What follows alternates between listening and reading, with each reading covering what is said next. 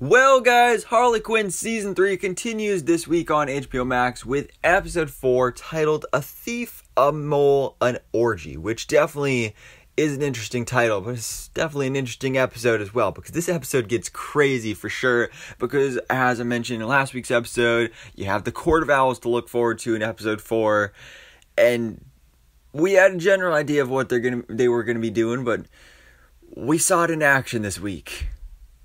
And boy, there was a lot of action, if you know what I mean. But anyways, guys, before we go ahead and jump into breaking down this brand new episode of Harley Quinn, I'm going to go ahead and give you a quick spoiler warning here. If you haven't seen the episode, we are going to go in depth, all the spoilers, breaking down every detail of this episode, all my theories for going forward in the season. So you have been warned. But without further ado, let's jump into this and break down Harley Quinn Season 3, Episode 4. So when we start off the episode, of course, Ivy is still working on her serum and her formula to terraform Gotham City. Because, of course, at the end of Episode 2, she made a little bit of progress with Frank, basically turning him into a god and giving him the ability to fly, but she still needs to increase his seed production. But also during the scene, we do get the return of Cy Borgman, as King Shark has apparently downloaded him into Catwoman's smart home. So that was pretty cool. Didn't really expect to see this character return, especially after his big death and sacrifice at the end of Season 2. And of course, you know, he made a return coming back through the TV and stuff in the Season 2 finale as well. Or, no, that was the one of the episodes to the end of Season 2, but still, it was really cool to see him come back, and I'm interested to see what kind of role he plays going forward. But the big conundrum this week is that Frank gets kidnapped. So after the gang, they go out to Mama Macaroni's. They come back, Frank has been kidnapped, he's completely missing. King Shark ends up finding this little owl pin, and Harley says, "Oh, that looks a little familiar, but we're going to have to go get some help on this." So they go ahead, Harley and Ivy, they visit the Joker, and this was just a hilarious scene. Not only seeing, you know, information with the Court of Owls, that Joker knows about this, that he actually was a member of the Court of Owls, he wasn't playing softball, and also just the fact that he's doing homework with his kid, and just the fact that, like, one of the problems says, like, oh, you have to draw a picture to explain your answer, because even I agree that is so stupid growing up, having all those problems with Common Core math. Like, why do I need to draw a picture to explain my answer? I mean, I gave you the answer. So I thought that was hilarious. I honestly, all these scenes of Joker as a dad is going to be hilarious through the season. Well, basically, Joker lets them know that there's going to be a new meeting tonight. It's on Wednesdays, and he provided them with the Court of Owl masks, as well as the password, which is Hoot Hoot. So, who would have seen that coming? But they end up going to this meeting. Gordon actually also shows up as well, because he is completely broke and is looking for funding for his mayoral campaign, because even though his competitor is in a coma, he's still losing. So that's honestly really embarrassing. So he goes to the Court of Owls meeting to try and find some funding, because, oh, it's the elite of Gotham, I gotta go get some rich people. But it's definitely not what he was expecting. But I love how he even runs into Bruce Wayne, and how with the Court of Owls mask, like, you can actually see his silhouette looks like Batman. But of course, Gordon being Gordon, he's still not able to put two and two together and actually figure out, like, oh, that's Batman. But he figures out it's Bruce Wayne, so I guess we'll give him that. Bane is also there, Catwoman shows up, I did see Killer Croc as well.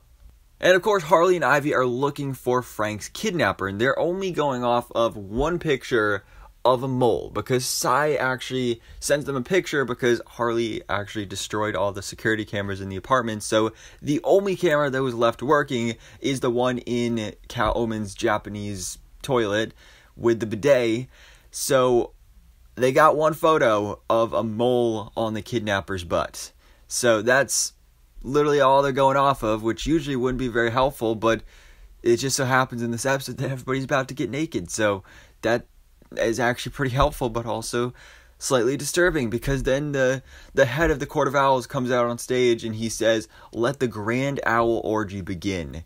And this was something we saw in the trailer, and I know a lot of fans are probably going to be annoyed by this, about how these super serious, dark, evil characters from the comics are turned into a joke and a sex cult here, but I honestly think it makes so much sense. And, you know, this is honestly how I envision the Court of Owls in a show like Harley Quinn. So I think it was hilarious. I thought it was done really, really well here. And just seeing some of the interactions in the scene, like especially Bane. Bane, of course, is hilarious as always, but seeing him struggle to try and get his suit off, and then when he eventually does, he's just sitting there eating a sandwich. That was hilarious. I absolutely loved that.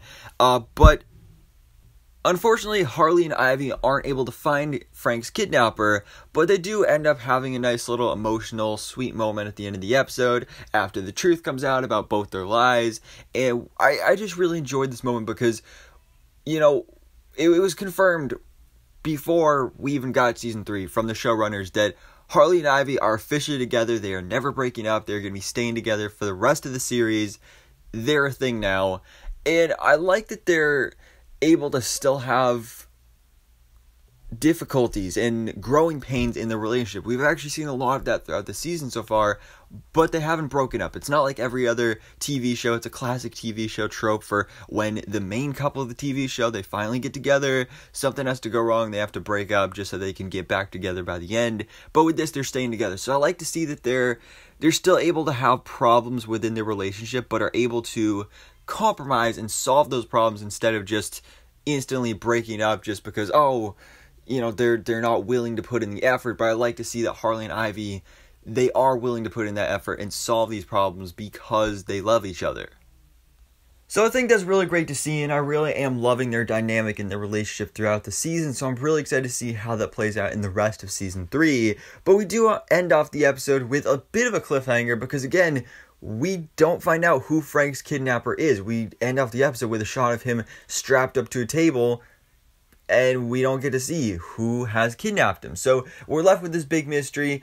I don't really have any idea who it could be, but the showrunners did confirm that we will find out who's behind everything by about halfway through the season. And there's going to be 10 episodes in season 3. So next week's episode is episode 5. So I feel like in next episode we are probably going to find out who Frank's kidnapper is. I'm not sure exactly who it is going to be. Again, no idea. We do know next week is going to be the Swamp Thing episode as well. So I suppose it could be Swamp Thing because maybe he also wants to terraform Gotham City. So that's why he kidnapped Frank. But Swamp Thing wouldn't really line up with the mole. And also we didn't see him at the Court of Owls party. But then again, you never know. So I guess we'll have to wait and see. But for now, guys, let me know your thoughts in the comments below. What did you think about episode 4 of Harley Quinn season 3? Did you enjoy it? Did you not enjoy it? And who do you think Frank's kidnapper is?